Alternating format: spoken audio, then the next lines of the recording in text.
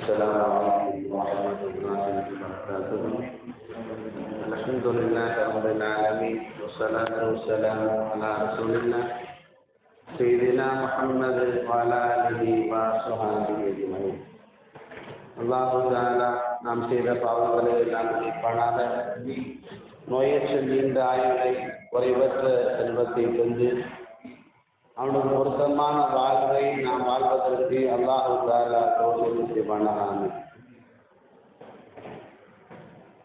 வானுலகிலே வானத்திலே மலக்குமார்களுக்கெல்லாம் மாணவர்களுக்கெல்லாம் ஆசிரியனாக உஸ்தாதாக வாழ்ந்து வந்தவன் இப்லீஸ் ஷைத்தான்.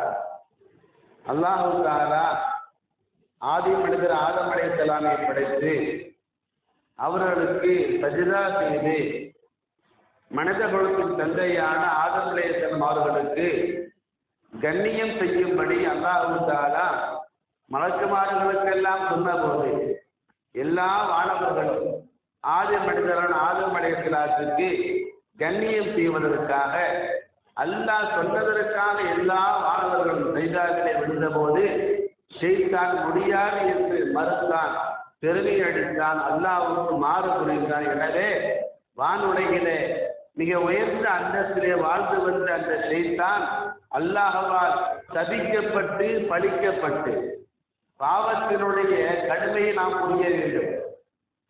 வானத்தில ஷைத்தானை கொண்டு தொழுதவன் யாரும் கிடையாது. எல்லா மலக்குமார்களை விட அதிகமாக ஷைத்தான் தான் வானத்திலே தொழுது வந்தான்.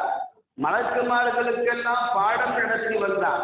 வானத்திலே அவன் தலை வைத்து சொல்லாத இடமே இல்லை என்று சொல்லும் அளவுக்கு நூற்றாண்டு காலத்தில் ஷைத்தான் தொழுது வந்தான். அவ்வளவு காலம் தொழுதானே, அதை அல்லாஹ் பார்க்கல.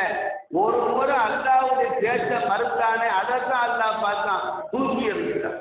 அப்ப எவ்வளவு காலம் வணங்குறோம் தொழுகிறோம், அதை விட முக்கியம் ஒரு பாவம் கூட செய்யாமல் இருப்பது முக்கியம். அல்லாஹ்வுக்கு மாறு செஞ்சான், அல்லாஹ்வால படிக்கப்பட்டான். அஊது பில்லாஹி மினஷ் ஷைத்தானிர் ரஜீம். எல்லா மக்களும் பாதுகாப்பு தேடக்கூடிய அளவுக்கு அல்லாஹ் ஷைத்தானை ஆக்கிட்டான். எடுத்து எறியப்பட்ட ஷைத்தானை விட்டு பாதுகாப்பு தேடுறேன். உலகத்துல ஒருத்தனாச்சு ஷைத்தானை வான்னு சொல்றானா, எல்லாரும் போன்தான் சொல்றோம். இது எவ்வளவு பெரிய ஒரு கெட்ட பாக்கியம் பாருங்க.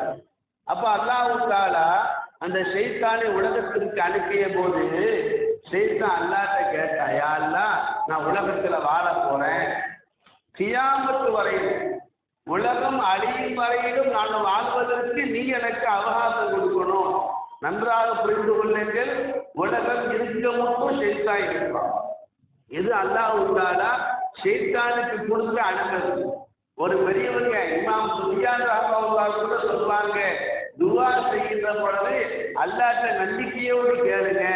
நம்ம எவ்வளவு பாவம் பண்ணியிருக்கிறோம், நம்மெல்லாம் அநியாயப்பட்டிருக்கிறோம், எவ்வளவு கேட்கப்பட்டிருக்கிறோம், நம்ம துஆவையா அல்லாஹ் ஏற்க போறான் என்று நினைக்காத. உலகத்துல ஷைத்தானை விட பெரிய பாவி யாராவது உண்டா? கிடையாது. அந்த ஷைத்தானே அல்லாஹ்க்கு ஒரு துஆ கேட்டான், அந்த துஆவை அல்லாஹ் உங்களை ஏற்றுக்கொண்டான். அது என்ன துஆ? ஷைத்தான் அல்லாஹ்ட்ட கேட்டான், இறைவா, உலகத்திற்கு மனிதனையும் அனுப்புகிறாய், என்னையும் அனுப்புகிறாய், நான் கடைசி காலம் வரையிலும் வாழ்ந்து எல்லாத்தையும் கெடுக்க போறேன். அதனால எல்லாத்தையும் கொல்ற மாதிரி, எல்லாத்தையும் மௌத்தாக்குற மாதிரி என்னை சீக்கிரமா மௌத்தாக்க கூடாது. உலகம் உள்ள வரையிலும் நான் வாழ்வதற்கு நீ எனக்கு டைம் கொடு. இந்த ஷைத்தான் அல்லாஹ்ட்ட கேட்ட துஆ. கால இன்னக மினல் முன்தரீன். குர்ஆன் அல்லாஹ் பதில் சொல்றான், உன் துஆவை நான் ஏற்றுக்கொண்டேன், உனக்கு டைம் கொடுக்குறேன். இந்த சம்பவத்தை சொல்லிட்டு இமாம் சுஃபியான் ரஹ்மத்துல்லாஹி சொல்றாங்க, ஷைத்தான் எவ்வளவு பெரிய பாவிங்க. அந்த ஷைத்தான் அல்லாஹ்ட்ட, யா அல்லாஹ், உலகம் அழியும் வரையிலும் வாழ்வதற்கு வாய்ப்பு உண்டா என்று கேட்டபோது அல்லாஹ் மறுக்கவா செஞ்சான்? ஷைத்தான் கேட்ட துஆவையே அல்லாஹ் ஏற்றுக்கொண்டானே, உன் துஆவையே அல்லாஹ் மறுக்க போறான். துஆ கேட்க மறக்காதே, அல்லாஹ் மறுக்க மாட்டான்னு சொன்னாங்க இமாம் சுஃபியான் ரஹ்மத்துல்லாஹி. அப்ப அந்த ஷைத்தான் உலகத்திற்கு அல்லாஹ்வால் விரட்டப்பட்ட போது ஷைத்தான் அல்லாஹ்ட்ட சில உதவிகளை கேட்டான். சில பேர் சொல்லுவாங்க, ஷைத்தான் அல்லாஹ்ட்ட சவால் விட்டான், ஷைத்தான் அல்லாஹ்ட்ட சவால் விட்டான். அந்த வார்த்தை எனக்கு என்னமோ சரியான வார்த்தையா தெரியல. நம்ம விட பெரிய ஆள்கிட்ட சவாலை விட முடியாது, சின்ன ஆள்கிட்ட தான் விட முடியும். அல்லாஹ் எவ்வளவு பெரிய ஆளு? சைத்தான் அல்லாஹ்ட்ட சவால் விட்டான்னு சொல்லக்கூடாது. சைத்தான் அல்லாஹ்ட்ட சொன்னான். சொல்லும் போது சைத்தான் அல்லாஹ்ட்ட சில உதவிகளை கேட்டான். யார் அப்படி இது அன்னை சொன்னான், யாரெல்லாம் உலகத்திற்கு நான் போகிறேன், நானும் வாழ வேண்டும், வாழ்வதென்றால் சாப்பிட வேண்டும், எனக்கு சாப்பாடு இருக்குது, நீ தான் எனக்கு சோறு போடணும், இறைவா எனக்கு உணவு தான், என்னுடைய உணவு எது, நான் எங்கே போய் சாப்பிடுறேன் என்று சைத்தான் அல்லாஹ்ட்ட கேட்டான். இப்ப அல்லாஹ் எவ்வளவு இறக்க முடியும் பாருங்க. சைத்தான் என்ன சொல்றான்? உலகத்தை கெடுக்க போறேன், ஒருத்தனையும் விடாம ஆக்கிடுவேன், எல்லாத்தையும் கெடுத்து போடுவேன், எல்லாத்தையும் உனக்கு எதிராக நான் திசை திருப்ப போறேன் அப்படின்னு சொல்லிட்டு சாப்பாடு கேட்கிறேன். அல்லாஹ் என்ன செய்யணாடா? பண்ற வேலை எனக்கு எதிரான வேலை, உன்னை பட்டி போட்டு தான் கொள்ளுவேன், சோறு தரமாட்டுன்னு அல்லாஹ் சொல்லலை. இதுதான் அல்லாஹ்வுடைய கிருபை. யார் அல்லாஹ் இல்லைன்னு சொல்றானோ அவனுக்கும் உணவு கொடுத்து அழகு பார்க்கக்கூடிய கருணை உடையவன் தான் அல்லாஹ்.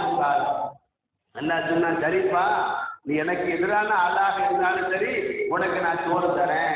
அப்படி செய்தாங்க கேட்டா, நான் என்ன சாப்பிட்றது, எங்க போய் சாப்பிட்றது? அல்லாஹ் சொன்னா பாருங்க, சில பேர் சாப்பிடுவான், பிஸ்மில்லா சொல்லாம சாப்பிடுவான். யாரெல்லாம் பிஸ்மில்லா சொல்லாம சாப்பிட்றானோ, யாரெல்லாம் பிஸ்மில்லா சொல்லாம தண்ணி குடிக்கிறானோ, சாயம் குடிக்கிறானோ, பால் குடிக்கிறானோ, காப்பி குடிக்கிறானோ, என்னத்தை குடிச்சாலும் சரி, பிஸ்மில்லா சொல்லாம சாப்பிட்டா, பிஸ்மில்லா சொல்லாம குடிச்சா, அந்த சாப்பாட்டுல அந்த குடிபானத்துல உனக்கு பங்கு இருக்குது, உனக்கு உரிமை இருக்குது, நீ தாராளமாக அந்த ஆளுக்கு உனக்கு அதே தட்டில் நீ சாப்பிடலாம். எல்லாம் சேர்ந்தாங்க சொல்லணும். நண்பர்களே, நம்ம கூட உட்கார்ந்து அவுளியாக்கள் சாப்பிட்டா, ஆலிம்சாக்கள் சாப்பிட்டா, மக்காவுக்கு போன ஹாஜிமார்கள் சாப்பிட்டா நல்ல புத்தி வரும், விளக்குவோம். சைத்தான் கூட உட்கார்ந்து சாப்பிட்டா என்னதுக்காகும்? அந்த சைத்தான் நம்ம தட்டில் எப்போ உட்கார்றான், நம்ம சாயா கிளாஸ் சைத்தான் எப்போ உட்கார்றான்? பிஸ்மில்லா சொல்லாம சாப்பிடணும். அதனால எந்த கட்டத்திலையும் பிஸ்மில்லா செய்யக்கூடாதுங்க, மறக்கக்கூடாது. நாம சாப்பிடும் போதும் பிஸ்மில்லா சொல்லணும்.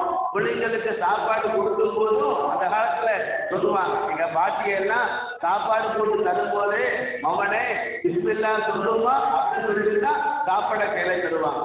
சாப்பிட்டு முடிஞ்சா அல்ஹம்துலில்லாஹ் சொல்லுமா அப்படின்னு சொல்லுவாங்க. நீங்க டிவி பார்த்துட்டே சாப்பிடுறோம், செல்போன் பார்த்துட்டே சாப்பிட்ற, ஒரு தாயாருக்கு சாப்பிட்டு அவ்வளோ இடத்தை கிழிக்க போறாங்க இல்லை, தாயாருக்கு கிழிக்கும் போது செல்போன் பார்க்க, சாப்பிடும் போதும் செல்போன் பார்க்க, கண்ணை மூடும் வரையிலும் அதை பார்த்துக்கிட்டே இருக்கிறார். அப்ப என்னத்தை பிஸ்மில்லாஹ் அப்போ வரும்? அன்பர்களே, சாப்பாடு என்பது ஒரு அமல், தயவு செய்து கொடுக்க முடியும். ஸல்லல்லாஹு அலைஹி வஸல்லம் சொன்னாங்க, நீ ஒன்றும் செய்ய வேண்டாம், சாப்பிடுவதற்கு முன்பு பிஸ்மில்லாஹ் சொல்லு, சாப்பிட்டு முடிச்ச பிறகு அல்ஹம்துலில்லாஹ் சொல்லு, உனக்கு அல்லாஹ் கிடைப்பார், சொர்க்கம் கிடைக்கும் சொன்னாங்க ஸல்லல்லாஹு. சோறு சாப்பிட்டுட்டே சொர்க்கத்தை வாங்கிடலாம், முன்னால பிஸ்மில்லாஹ் பின்னால அல்ஹம்துலில்லாஹ். ஆக அன்பர்களே, எடுத்த சப்ஜெக்ட் வேறு.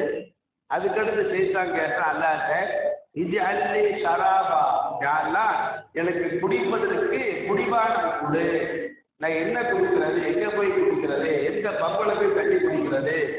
சைத்தான் அல்லாஹ்ட்ட சைத்தான் கேட்டான்.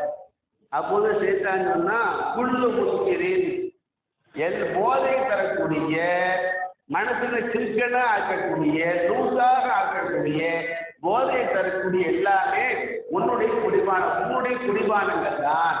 அப்ப சாராயமும் மதுவும்னா யாருக்கு குடிபானம்? உனக்கு குடிபானம் என்று சைத்தான் தான் அல்லாஹ். சில மனித சைத்தான்களும் சாராயம் குடிக்கலாம், மனித சைத்தான்கள். சாராயத்தை மதுவை அல்லாஹ் தஆலா மனுஷனுக்கு படைக்கல, யாருக்கு படைச்சிருக்கிறான்? சைத்தானுக்கு குடிபானமாக படைத்திருக்கிறார். நமக்கும் அல்லாஹ் சாராயம் கொடுப்பான். எங்க கொடுப்பான்? சொர்க்கத்தில். குர்ஆன்ல வருது, சொர்க்கத்தில் மதுவாறு ஓடுகிறது. ஆனா அந்த மது சூப்பரா இருக்கும். அந்த மது குடிச்சு ஆட மாட்டான், தள்ளாட மாட்டான், அழகா இருப்பான். அது ஒரு சுவையான ஒரு ஜூஸ் போல சுவையா இருக்கும் சொர்க்கத்தினுடைய மது. அப்ப அல்லாஹ் தஆலா சொன்னா, போதை தரக்கூடிய மதுவும் போதை தரக்கூடிய எல்லா பானங்களும் யாருக்கு குடிபானம்? உனக்கான குடிபானம். விடுவான் என்பதாக அல்லாஹ் செய்தான். அதுக்கடுத்த செய்தான் அல்லாஹ் கேட்டான், இது அல்லி முஅத்தினன். இது யஹ்யாவுல் கிதாபு இந்த சம்பவம் வரும். இது அல்லி முஅத்தினன், யா அல்லாஹ் எனக்கு ஒரு மோதினாரை கொடு.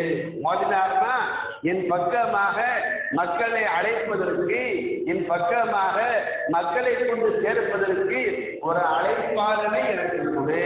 என் பக்கம் மக்களை கூப்பிடணும்ல, என் பக்கமா மக்களை அழைக்கணும்ல, அதுக்கு ஒரு அழைப்பாளர் வேண்டும். எனக்கு ஒரு அழைப்பாளரை தா. இப்ப அல்லாஹ் சொன்னா அல் மஸாஹீர், இசை கருவிகள் தான் உன்னுடைய அழைப்பாளன், பாட்டுக்கள் தான் உன்னுடைய அழைப்பாளன். எந்த வீட்டுல இசை சத்தம் கேட்கிறோ, எந்த வீட்டுல கொட்டடிக்கிற சத்தம் கேட்கிறோ, எந்த வீட்டுல பாட்டு சத்தம் கேட்கிறோ, அந்த வீட்டுல வா வா என்று உன்னை கூப்பிடுறாங்க. அந்த வீட்டுக்கு நீ என்ன செய்யலாம், போகலாம். சில பேர் கல்யாணத்திலே கொட்டடிக்கிறான், சில பேர் சுண்ணத்துல கொட்டடிக்கிறான். யாருடைய சுண்ணத்துக்கு? ரசூலுல்லாஹ்வுடைய சுண்ணத்தை தான் சுண்ணத்தா இருக்கிறது. கல்யாணம் முடிக்கிறது யாருடைய சுண்ணத்துக்கு? ரசூலுல்லாஹ்வுடைய சுண்ணத்து. கல்யாணம் முடிக்கிற ரசூலுல்லாஹ்வுடைய சுண்ணத்துக்கு, சுண்ணத்தா இருக்கிற ரசூலுல்லாஹ்வுடைய அந்த சுண்ணத்துக்கு வீட்டு விசேஷங்களுக்கெல்லாம் கொட்டடிச்சு பாட்டுப்படுத்தி சைத்தானை கூப்பிட்டா அல்லாஹ் ரசூலை எப்படி வீட்டுக்கு வருவாங்க? அன்பர்களே, அப்ப அல்லாஹ் சொன்னா அந்த இசைகள் தான் உங்களுடைய அழைப்பாளன், அந்த வீட்டுக்கு நீ தாராளமாக போகலாம் என்பதாக அல்லாஹ் தஆலா சைத்தானை பார்த்து சொல்லுவோம்.